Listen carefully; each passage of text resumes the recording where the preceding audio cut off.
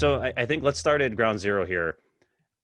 Understanding the property, the appeal, the actual appeal process. Can you just walk us through how are properties assessed in Cook County, and before we actually get into the appeal process? Give us a very Sure. 101. Sure. Well, you were just talking about water bills and expenses of owning property. Taxes on most property is going to run anywhere between 25 to 30% of your revenue. So this is something you want to pay attention to. The good thing about it, though, is that there is a very detailed and user-friendly appeal process to get your taxes down if they are excessive. Property is assessed by the Cook County Assessor's Office. It's a large office in downtown Chicago. They got some satellite offices in the suburbs. One of their main jobs is to value property for tax purposes. And just so you know, property taxes are based on market value. It's called an ad valorem tax. That means, the higher value property you have, the more in tax you're going to pay. So their job, the assessor's job, is to value every property in Cook County for tax purposes. The county is divided into three sections. The city of Chicago is its own section. There's also the northern suburbs, which is everything outside the city, north of North Avenue, and the southern suburbs, which is everything outside the city, south of North Avenue. So those three sections, once every 3 years, get valued by the assessor's office for tax purposes. Right now, the southern section is getting revalued for tax purposes. They're getting their reassessment year. For your listeners who own property in Chicago, though, next year, 2021, is the reassessment year. So the Cook County Assessor is going to revalue every piece of property in Chicago next year for tax purposes. It's going to set your tax base for the next 3 years. So that's going to be a prime opportunity to appeal. The appeal process starts at the assessor's office. They have a schedule given the size of the county that runs anywhere between February to November in terms of when you'll file your appeal. Once they issue your assessment on your property, you get 30 days to file an appeal. After you file your appeal, you'll get the decision back in 2 to 3 months.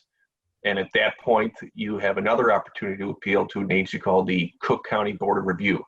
They are essentially an oversight agency over the assessor's office. Anything that the assessor issues in terms of decision or assessment can get reviewed by the board to determine its accuracy. The board opens up usually around August, September, and runs all the way into late spring. So you're talking about an appeal schedule that runs from February to May. It's a long cycle. If you get any reductions or don't get a reduction, any change in your tax bill from a new assessment actually shows up on the second bill. So you get a bill in the spring, usually February, March. That is always 55% of last year's bill. It's a down payment, as I like to say. The second bill will reflect any changes in your assessment, good or bad. So a lot of times I get questions from clients wondering, when this is going to show up. It's always the second bill, which is routinely issued around 4th of July. Right when you want to celebrate the holiday. So those are the levels in basic terms. The types of arguments you can make to get a reduction are varied. The most common one is look at comps. What do I mean by that?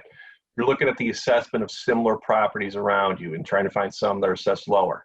But you got to keep them pretty similar. If you got a 2-flat, don't be comparing yourself to a single family home. You want a 2-flat, look for another 2-flat. You got a brick 2-flat, look for another brick 2-flat. Try to keep them similar, similarly sized properties too. You got a 1,800 square foot building. Don't be comparing yourselves to 6,000 square foot buildings or 500 square foot buildings. Keep it within 10 to 20% of the size of your house or your property, I should say. So that's one way you can look. You look for about 3 to 5 properties similar to yours that are assessed lower.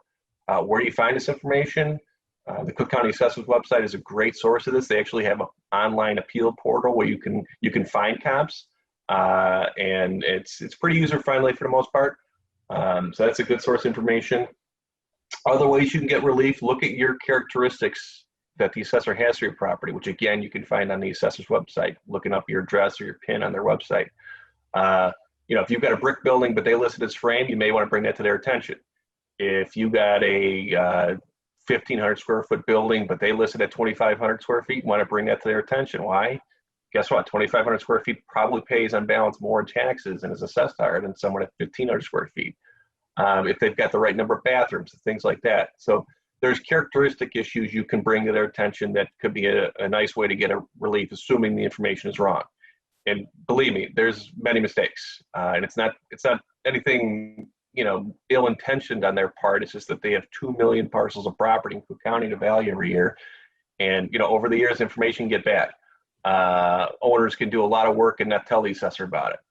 So, the garbage in, garbage out, essentially.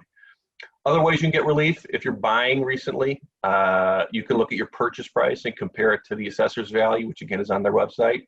If you just bought a 6 flat for $300,000, but the assessor's got it at $400,000, that's a pretty good case for a reduction.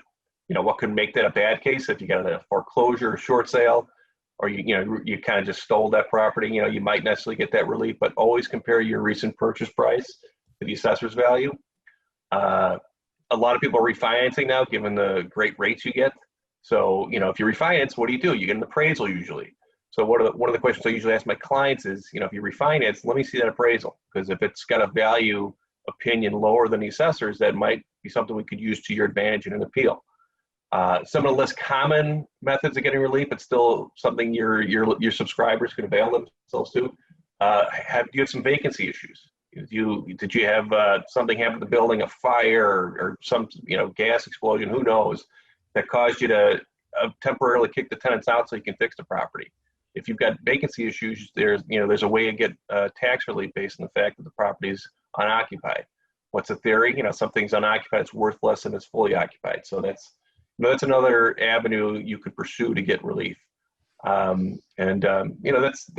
That's kind of the gambit of theories you can argue. Again, comps, recent sale price, recent appraisal, vacancy issues. Those are the most typical arguments you see in residential arguments, whether they be a single family home or 6 units or under.